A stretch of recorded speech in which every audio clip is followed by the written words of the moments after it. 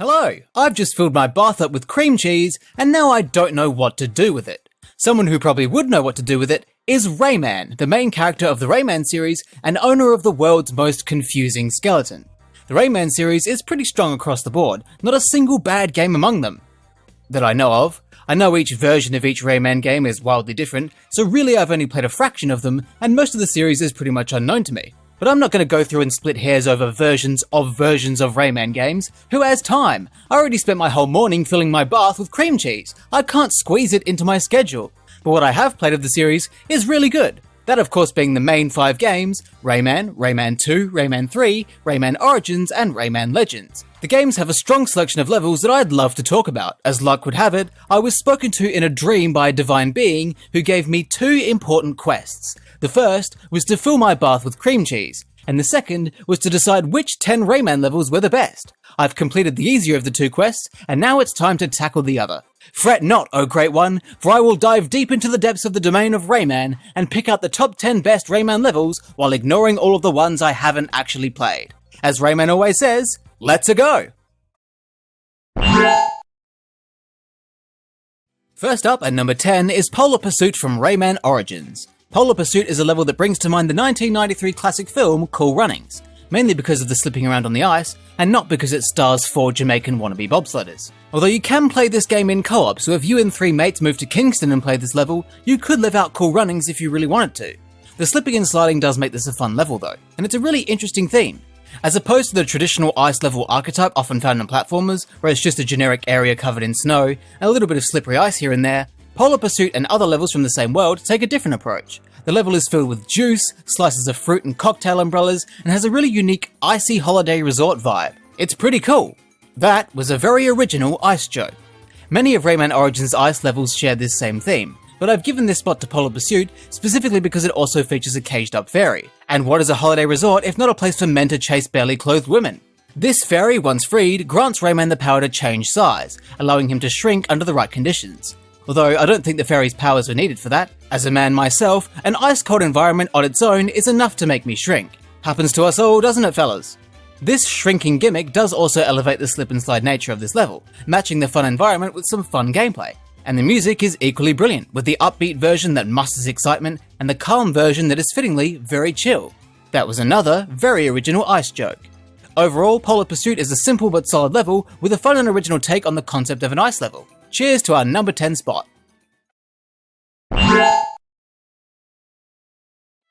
Our number 9 spot is the Bog of Murk from Rayman 3. The Bog of Murk could not be any more different from Polar Pursuit.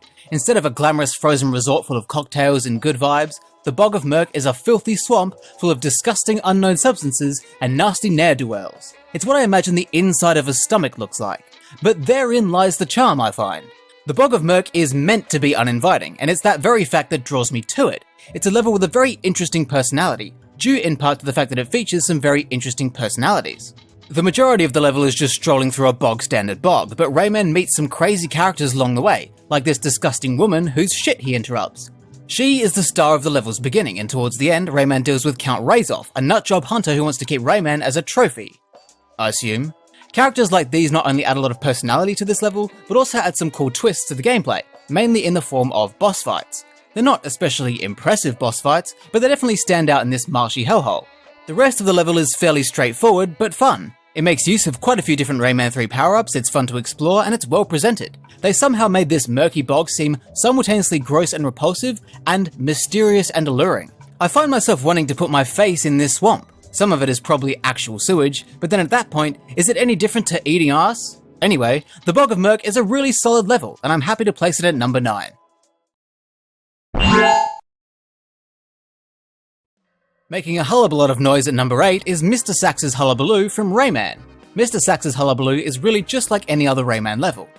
Well, not exactly, but it has a lot of the traits you could expect of a level from the first Rayman game, mainly it being a side-scroller level with some really tough platforming. But unlike a lot of levels in the first Rayman game, it's tough without being unfair.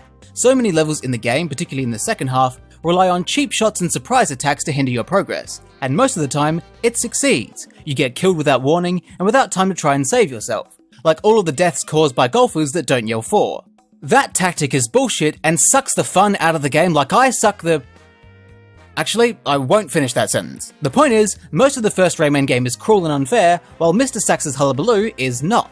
This level is where I first truly realised how weird this series actually was. And weird in a good way. I already thought it was pretty whimsical for a game to have levels made purely out of music and musical instruments, but to then have the actual boss of the area be a walking saxophone is pretty out there.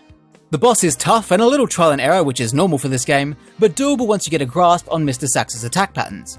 Mr. Sax's Hullabaloo takes the best parts of the first Rayman game while avoiding its biggest flaws. It's a fun and challenging level with quirky yet gorgeous presentation, without trying to murder your spirit with countless cruel and impossible obstacles that make you want to jump into a volcano because it's nowhere near as painful.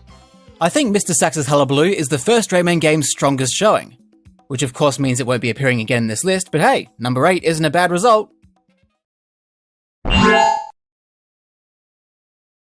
Unfortunately, I do have to immediately overshadow it though, because at number 7 is Snake Eyes from Rayman Origins. Snake Eyes, like Mr. Sax's Hullabaloo, is a music-themed level. It's not the only one, of course. Rayman Origins features many music levels, and they're all really strong, but I've picked Snake Eyes because I think it's the strongest of the bunch. From a gameplay perspective, it's a great level. It features these sentient didgeridoos with googly eyes that Rayman has to ride to reach the end of the level. Or are they flutes? No one knows.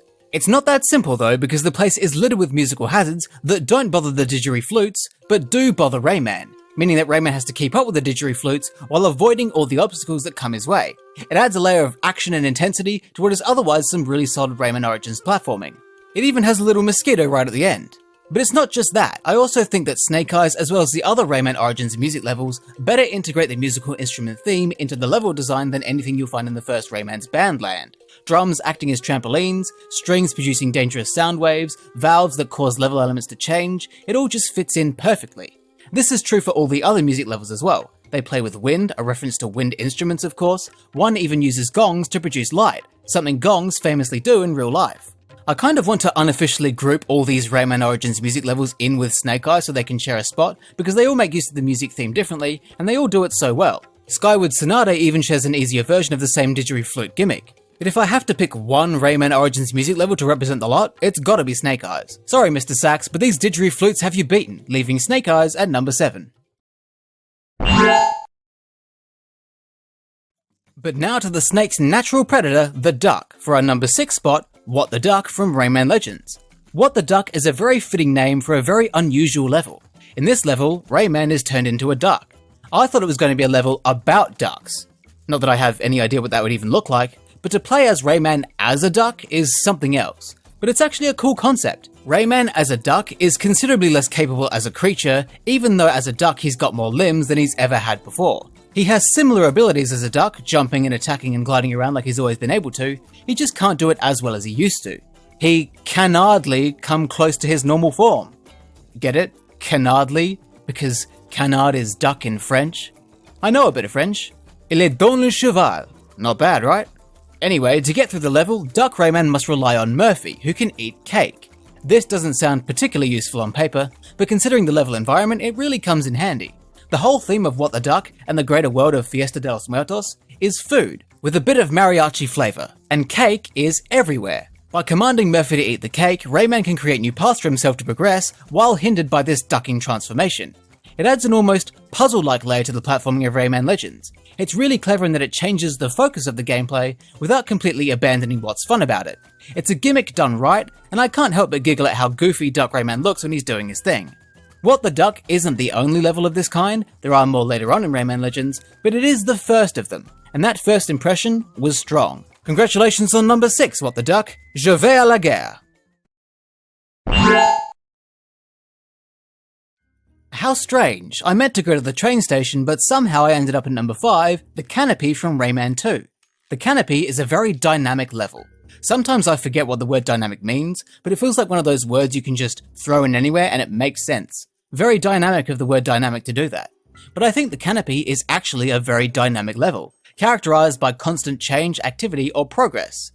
That's what dynamic actually means, by the way. The Canopy is a level that always keeps you on your toes. It starts with this tense spider chase along this web, then leading out into an open area where a captured glow box awaits rescue. Rayman frees Glowbox, and the two team up to make their way out of the canopy. They encounter various hazards that Glowbox can eliminate with his rain dance. They're attacked by various robot pirates and bombarded by their flying pirate ships, and the level finishes off with a goofy little stealth segment. The level isn't especially difficult. In fact, the hardest part is probably knowing that lum in the little drop is there. If you don't and you miss it, you're gonna have to start again if you're going for 100%. Beyond that, the canopy isn't likely to fuck you up very much. Still, it's a memorable level that tells a story, and delivers way more than a name like the Canopy promises. It may be a simple level from a difficulty perspective, but from a gameplay and storytelling perspective, the Canopy is really a strong effort, and a strong choice for number 5.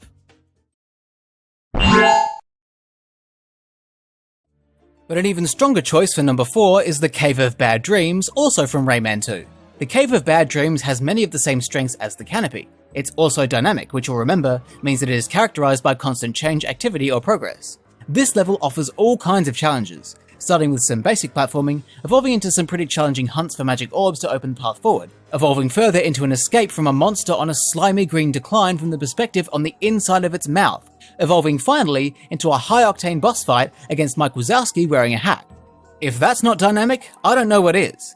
The Cave of Bad Dreams perhaps doesn't have the same narrative flair as the Canopy, but I reckon it makes up for that with its presentation.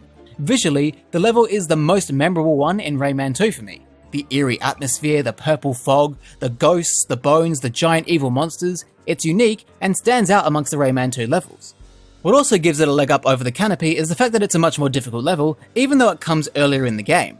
I wouldn't say the Cave of Bad Dreams fucked me in the arse exactly, but it certainly gave my arse a run for my money, especially as I was trying to get all of the lums in that escape sequence. My only complaint is the name. English has a word for bad dreams. Nightmares. The Cave of Nightmares would have been a much more appropriate name. But then again, this level is not even close to being a nightmare. It's brilliant and earns the right to be at number 4. Up next at number 3 is the Deadly Lights from Rayman Legends. The Deadly Lights is one of the levels in Rayman Legends. I could have said that exact same thing for What the Duck earlier on, but the thing about the Deadly Lights is that I actually think it's a better level than What the Duck, and by a noticeable distance, which is why I've put it higher up on the list. It's not rocket science, mate. The Deadly Lights is a level that reminds me a lot of James Bond. I've never read any of the books, nor have I watched the musical adaptations, but it does seem like the sort of mess old Jimmy Bondage would get himself into. You're deep underwater trying to stealth your way through the level and remain undetected by the titular Deadly Lights. To do so, Rayman must engage in some interesting platforming challenges, accompanied once again by Murphy, who instead of stuffing himself silly with cake, actually does some useful things. Murphy manipulates the environment by cutting ropes, activating and deactivating switches, and turning valves, all of which transform the geometry of the level. Using Murphy's level structure tampering abilities, Rayman needs to navigate the area while avoiding the ever-present lights, which actually just kill you if you stand in them for too long. Stealth is not a brand new idea in video games, or in real life in fact, but I love the way it's implemented here. It gives the whole operation a unique vibe. The Deadly Lights isn't a Rayman level, it's a Rayman mission, and it's a really fun one at that. It's not the only level in Rayman Legends to feature this stealth element, some levels even include them in swimming segments which are also done well, but I think the Deadly Lights does this idea the best, and it's won a podium spot at number 3.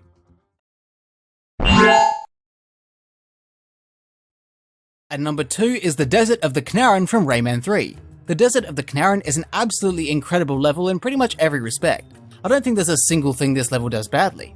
Firstly, as a concept, it's immaculate. Deserts have been done before. They've been done to death if I'm honest, and I can't understand why platformers are so obsessed with them. But this level puts a great twist on the idea with the Knaran. This clan of invincible beasts that inhabit the underground caverns of the desert make for a fantastic group of enemies. And the invincibility isn't an overstatement. The Knaran actually cannot be killed or subdued. All Rayman can do to survive an encounter with the Knaran is escape, and it really adds a special something. With the Knaran roaming the caverns, muttering things like "tear off his flesh" to themselves, and Rayman having no choice but to run away to avoid certain death, the atmosphere is incredible and really stressful, but in a good way. And the Knaran actually intertwine really well with the gameplay. The whole level isn't just about avoiding the Knaran, but also about manipulating their behavior to actually progress. Getting them to chase you to activate switches, or using gongs to lure them away from their posts, changes the whole approach to the gameplay in a way that's engaging, exciting, and makes you think you're gonna shit yourself. It sort of combines all the things I've been praising in this list so far. The storytelling of the Bog of Murk and the Canopy, interesting level manipulation gimmicks like in What the Duck and the Deadly Lights, the eerie, stressful atmosphere of the Cave of Bad Dreams, involvement of musical instruments like in Mr. Sax's Hullabaloo and Snake Eyes. It's also a pretty difficult level that makes use of almost all of the Rayman 3 power-ups. All we're missing now is a loose connection to the 1993 classic film Cool Runnings. The Desert of the Canaran is a fantastic level, but it's at number 2, so as many numbers experts will tell you, it's not number 1. At number 1 is not any of the honourable mentions I'm about to rattle off. The 10 levels that feature in this list aren't the only ones that sprang to mind. I did consider a few others, but I didn't put them in the top 10 best because I didn't think they were best enough. So here are a few levels that almost made the cut, but didn't. Swimming with Stars from Rayman Origins. I'm not actually singling out Swimming with Stars, I've chosen it to represent the swimming levels from Rayman Origins, and by extension Rayman Legends. Swimming levels tend to be pretty unpopular, so I felt the need to highlight the fact that these games actually do swimming levels really well. They're actually fun, and that's rare. Piping Hot, also from Rayman Origins. Piping Hot from a gameplay perspective isn't actually anything special, it's fairly run-of-the-mill as far as Rayman Origins levels are concerned. What I really like about this level is the fact that it's actually an ice level. That transition from the icy resort into the sweltering kitchen below, I will never forget. It was so unexpected to go from ice to fire, but it was, ironically, really cool. There's that very original ice joke again. The music stages from Rayman Legends. These levels aren't the first or only time music and gameplay have been combined like this, but fuck, it's cool anyway. Platforming to these stylized covers of popular songs is just cool. It's hard to believe they even got away with it all. They're really fun stages, even if their 8-bit editions can look pretty hideous. And finally, number 1, the first number. And the level claiming the first number as their own is Land of the Living Dead from Rayman Origins. Land of the Living Dead is an absolute whopper of a level. It's a bonus level. I love a bonus level. I love a little something extra. And Land of the Living Dead is extra if I've ever seen it. By collecting all of the skull teeth from those high-octane tricky treasure levels, Rayman can enter the Land of the Living Dead and hope for the best. This level is a gauntlet of incredibly difficult platforming challenges. It almost harkens back to the brutality of the first game in that you're never going to be able to succeed on your first go.